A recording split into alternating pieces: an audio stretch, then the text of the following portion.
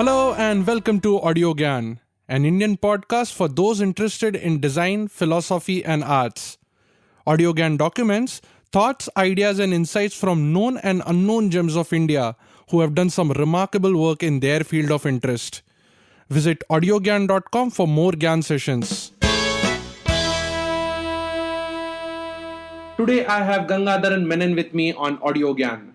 Gangadharan Menon gave up advertising after a successful stint of 28 years. He worked in agencies like Trikaya, Rediffusion, Ogilvy and Mather, Mudra, Chlorophyll, and more. He decided to wind up his advertising journey to take up his first and second love, which is teaching and travel.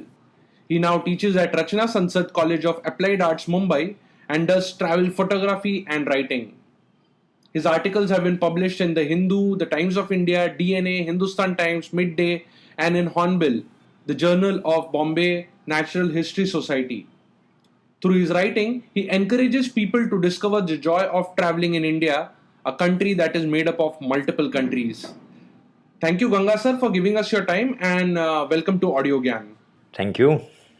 So we'll be exploring today, is medium really the message? Since you have worked on multiple mediums and have better idea about various mediums in its true sense, we hope to have some sort of a philosophical conversation where we can understand medium messages and what it communicates through it, right? So I'll first start with the first thing, which is a Canadian professor, philosopher, Marshall McLuhan wrote a phrase in his book. The book was called Understanding Media, the Extension of Man, which was published in like 1964. So in his book, he said medium is the message. So what does this mean according to you, or in general, what meaning does it convey? This was propounded by McLuhan himself, and he gave a very beautiful example to communicate medium is the message. That example is the light bulb. So he said the light is not the message. The light bulb is the medium and the message together. Okay. Because the light is not communicating anything, a different content. It is just existing. So by its existence, light would be being thrown on different objects and will be lit up differently. Correct. But the light is the same. So, but light is not the message. Light is only the medium through which meanings are exposed. So that was an example which he himself gave. And he said light also helps in lighting up different areas of darkness. Correct. So it is the same light, but the darkness is being lit differently.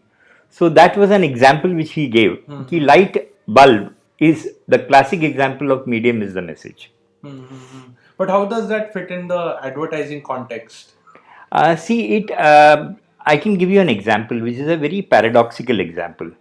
In Marathi there is a saying ki kalya dagdavarchi resh, or in English you would say cast in stone, which basically refers to the 10 commandments which were written in stone. I saw a beautiful poster which was actually engraved on stone, and it simply said, nothing is written in stone. Oh wow. So very beautifully it is contradicting itself. The statement itself is written in stone and it says nothing is written in stone. So it is actually the medium of the stone is communicating in a way that nothing is final, nothing is permanent, nothing is, you can't put a period after anything. Another example of how medium differs is a very beautiful film called Rashomon by Kurosawa. It is one of my all-time favorite films. I've seen it some 7 or 8 times, and every time I find something new in it. It is simply an incident which is recounted by 5 different people in 5 different ways. 2 were actually part of that, and 3 were witnesses. Correct. Okay. Yeah. But each one gives a different version of the incident, and you don't know what is true. And because it is in film, and film is the classic example of reality. Once Godard was asked what is cinema, he said it is reality at 24 frames per second. So when it happens really in front of you. So every time a version is coming up in the film, you believe it to be true. But then the second guy comes and says, no, this is not how it happened. I was there and this is how it happened. And then you believe that. And 5 times you keep changing your opinion because you don't know which one to believe. And at the end, you really don't know which is right and which is wrong. And because the medium was cinema, you could easily carry it forward and you could make it believable. Because when it happens in a dark theater, in a dark auditorium, on the screen, you believe it to be real. Correct. What is called a suspension of disbelief. You don't disbelieve what is happening. You suspend your disbelief and say, "No, this is real." But the same interesting, what I want to tell you is, interestingly, the same theme of Rashomon was presented on stage by Amol Palekar. He presented a theatrical version of Rashomon and it failed. Because in cinema, you suspend your disbelief, you believe it to be real, but on stage, you know it is acting, you know it is drama, you know it is theatrical. There is not enough suspension of disbelief to believe 5 different versions. Wow. So it's a classic example of how the same subject differed in different media. So in cinema, it was believable, in theater, it was not believable. Because the theme itself does not lend itself to theater. So it's a very interesting example again of how another way. And in fact, that puts Godard's other point, which is cinema is the biggest fraud also. Yes. Obviously connects there. Correct. Because that again brings me to another concept of medium. Before Eisenstein, the filmmaker, Sergei Eisenstein, the Russian master, he discovered montage. There was only one concept, which was real time. So if I'm holding a glass in my hand and I hold it high and I drop it, there is a time taken for me to release my fingers and for the glass to come down and fall on the ground and to crash. Correct. There is a real time. So whatever happens in real time, it is recorded. Correct. That was the concept till Sergei Eisenstein came into filmmaking. And that was very interesting because he did not discover it on purpose. He discovered it by accident. What happened was because of the World War, long strips of films were not available. So you could not take long shots. Correct. As Griffith used to take, or other filmmakers used to take. You had to take short shots of the film or of an incident. So willy-nilly, what happened was Eisenstein discovered a method by which the same action of releasing a glass from your fingers and it falling down and crashing would be taken from 8 different angles. Okay. So what normally would have taken 1.5 minutes was enhanced or dramatized to cover whole of 6 minutes. So it became dramatic. So the real time was extended to something called cinema time. So cinema time was unreal time. Because in reality it would have never taken that much time. Because you see it from a top angle, from a low angle, from a side angle, from the left, right, and different angles of the same incident, you keep adding to it and you keep increasing the dramatic nature of the incident. This was later used very interestingly by Hitchcock. He had a very nice statement to make. He said the terror is not in the blast, but in the expectation of the blast. Anticipation. In the anticipation of the blast. Wo jo tension hai na, that can be built up only with montage. That can be built up only by extending real time into cinema time. So there itself, you are now, the medium itself is changing the truth or changing reality. So that medium itself has now become the message. Extending the same thought, like for example, say once upon a time before television, and it interestingly, McLuhan kind of had the foresight to see all this happening much before it actually happened. Because, say for example, a terror attack.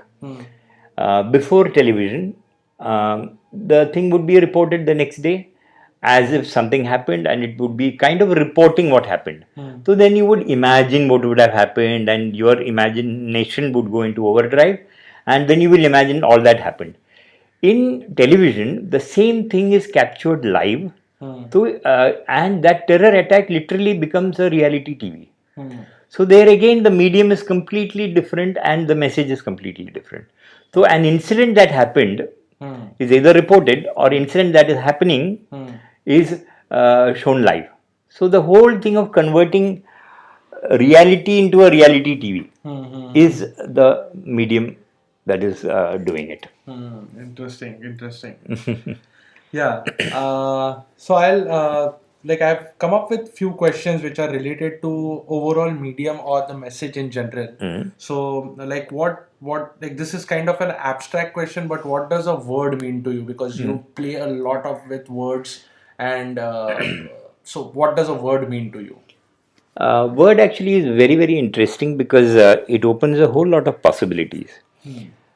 Any word to begin with has what Pula Deshpande had called the synonym or the dictionary meaning, the lexicon ka meaning, the lexicographic meaning, which would be what I call the denotation of the word. Say, for example, a word like gas. So there are three stages of matter: solid, liquid, and gas. So in that context, gas is something which is like a vapor, which is volatile. But that is the dictionary meaning of gas. But when you say this man has a lot of gas, it means he is a gas bag. He is saying things which are inflated. So that is what is I call the connotation of the word. Correct. By usage, you have added a different meaning altogether to the original gas. So the gas has a meaning in the dictionary. That is the denotative meaning, and then there is a connotative meaning which has happened because of usage. So the same gas, he has become a gas bag, or he is a lot of gas. Yeah, don't believe him. So he is not real. He is not grounded. He is not. The same thing like Hawa. I was thinking of in the Indian context or a Hindi word Hawa. Hawa is breeze. Hawa is wind. But iski Hawa chali. Ki this is now gaining currency. This is chalta hai. No, this is happening. This is so the same word Hawa. It has two different meanings in Hawa, the wind or the breeze, or iski Hawa chal rahi hai. So like how does that connect with the medium is the message? Coming back to the same thing, because your word is the medium, right? Correct. And the message it is conveying itself is sometimes ironical, sometimes lot more context. Yeah. So here the medium would be the context of the word. So there is no real meaning. So it is in which context have you used. I can use a word which is actually very interesting, but it is more symbolic in nature, or the difference is symbolic in nature rather than the meaning of the word itself. Because both would mean the same thing. One is in English, owl, O-W-L, owl.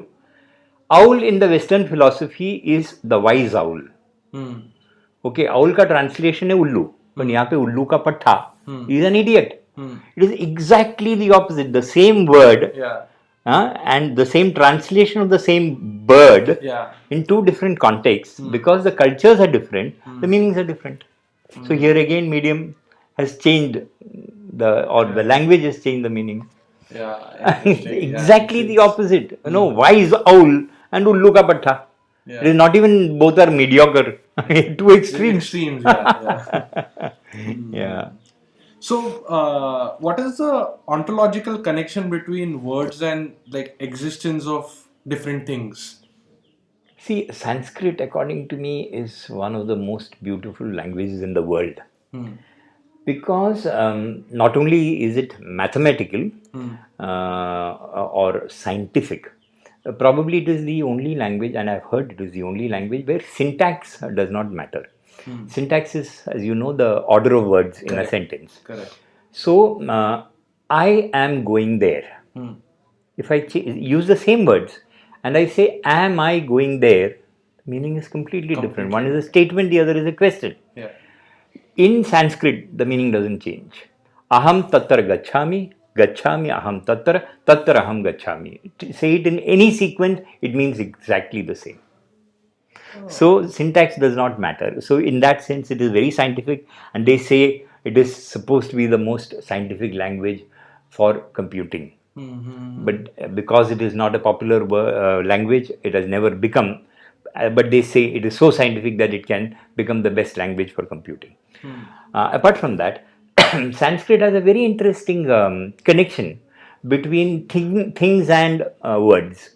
I'll start with names of gods. Okay. Say Saraswati. She is the goddess of learning. If you split the words, Saras means gentle. Vati, that which flows. Okay. Saraswati means she who flows gently. And knowledge flows gently. It cannot come in spurts. It has to come from a higher level to a lower level. Water can only flow from a higher level to a lower level. So, which is why in Marathi we have Vyaspeeth, because the guy who's speaking is at a higher plane. That's why he can speak and it can flow down to the people who are in the auditorium. Now the same guy, when I teach in my college, when my student goes and stands on the podium, I come and sit in the auditorium, because then he becomes the Vyas, I am receiving and he is sending. So the sender has to be at a higher plane than the receiver, because it is flowing of language. Saraswati, that which flows gently. So look at the beauty of the word and the meaning of the word, or the symbol of the word. Or what it stands for. Yeah. And that is true of all the gods. Now, Krishna. Krishna is supposed to have been a great lover, and he had 16,008 wives. But you can't blame him, because his name means he who attracts. Kru means he who attracts. Kru is attraction. So uska naam hi aisa hai. I mean, by name he has to attract people. So he is born to attract.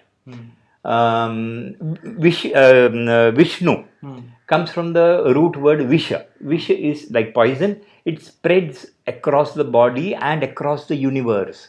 So Vishnu, he is he who has pervaded the universe. So it is there in the name. Shiva, the meaning of Shiva, and Shiva is actually the antithesis of everything. Correct. If there is Krishna is beautiful, he is ugly. He has snake on his head, he has matted hair, he has got ash of the crematorium smeared on his face, and he has got blue neck. It is the opposite of every conceivable beautiful thing. But Shiva means that which is not. The meaning of the word is that which is not. So his entire existence is the opposite of everything. So look at the beautiful connection of God's names and words and what they stand for, or what they are supposed to stand for. This extends from gods, it extends to culture, interestingly. Now, if you, my sister is abroad, she is in the US. If you have to go and meet her, you have to take an appointment with her. You have to call her and say, I am planning to come to your house on Tuesday evening at 7 o'clock. Can I come? Because you are a guest there. Okay. So you have to take an appointment. In India, you don't have to take any appointment. You just land up, because you are a tithi. A tithi means he who doesn't, or she who doesn't have a date or a time. Tithi, Tithi nahi hai jiska. A tithi. So you can land up anytime. And we say Atithi Devo Bhava, because he will land anytime. He will land on any day. But it is there in the word. So the beauty is there is a beautiful connection between culture and word. Another one. Suppose your laptop has become old. You will call it an old laptop. Or your mic has become old. You will call it an old mic. Or your chair has become an old chair. You will call it an old chair. Old table. Similarly, in the English language, a person becomes old, you call him an old man or an old woman, and you send him or her to an old home, because it is like an object. Because like a chair, like a computer, like a table, the man has become old. उसका utility खत्म हो गया, तो उसको old home में भेजो. लेकिन India में in Sanskrit or even in any Indian language, Malayalam, Marathi, Hindi, Vruddha is the word for old man or old person. Vruddha comes from the word Vruddhi, which is progress. He who has progressed in life, not he who has become old. So this is a person who has progressed in life. This is a person who has seen much more than you. This is a person who has much more experience than you. So you will, like an antique, you will keep that person at home, You will not send that person to an old home. So we look after our grandparents and our grandchildren will hopefully look after us because of that concept of sharing something which they will never be able to get on their own. They will take that many more years. Yeah, yeah. So I tell my students the best way to learn is from others' mistakes. Because how many mistakes can you personally make? Limitation है तो learn from others mistakes pointless भी है मतलब pointless भी है पूरा जिंदगी निकल जाएगा वही मिस्टेक्स करने में which is why we look at our people with so much of respect because he has made a mistake which I need not make. I can still make it, but I can if I want I can learn from it and avoid it. So this is the whole thing of vruddhi. Vruddhi is progress. Wow, that's brilliant. Yeah, that's super. So I think one has to like really like keep thinking about this words and connections to like find their meanings. Yes. Cool. And this was actually like one of the articles which I read, which shows a pipe and it says, "This is not a pipe." So, like, what does the artist want to communicate through it? Like, is the word not enough to explain what it is, or the word itself is not that thing? How does that work? So, how do you find meaning of a word? See, especially in the context of words and visuals, where you are giving a title, say for example, to a pipe, and there is no point in saying pipe under a pipe. Yeah. There is no point in writing apple under an apple. Yeah. If you show an apple and write Macintosh, it makes sense. Because you are giving another angle to it. So don't repeat. So don't show Gandhi, father of the nation, and write Gandhi, Mahatma Gandhi. Write Richard Attenborough. Then there is a layer you are adding. So don't repeat what is said in the visual. Try and give it another angle. Try and give it another twist. Try and give it a third meaning. Because one of the definitions of creativity is to connect two unconnected things. So show a parrot and say beetle leaf, because the parrot has got a red beak.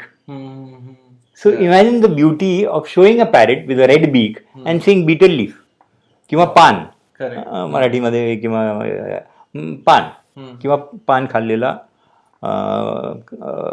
व्यक्ती वगैरे whatever. So don't repeat exactly what is written, seen in the visual, which is obvious. Give an unobvious angle to it. So, like a creative person's challenge will be to find those meanings hidden in the object. Those unconnected connections, no, which were hitherto unconnected. इसके पहले कोई connection नहीं किया. You show a sunflower and write sunflower, नहीं. Show a sunflower and say smiley. That's a connection. Yeah, interesting.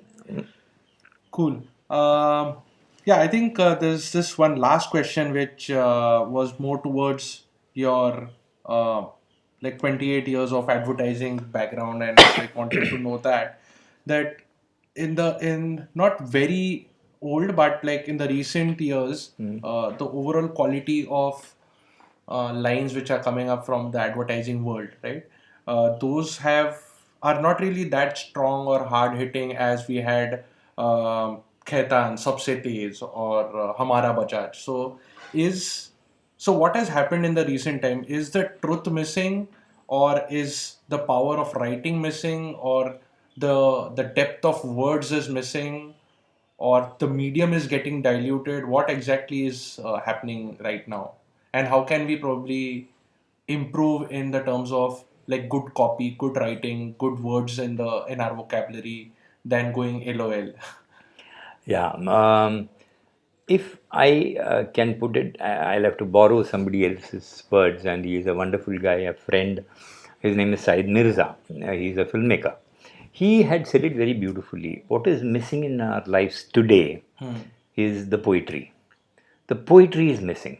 Wow. We are missing the poetry, we are missing the poets. And day by day, or maybe every year, the number of poets in the world, and definitely in India, are reducing. The moment we come back and discover or rediscover our poetry, that would be our renaissance. And we need to, because without poetry, humanity will be inhuman. So the earlier we discover our poetry, we will get back to the see all these lines, wonderful lines. They were poetic, and they came out of poetry or a poetic imagination.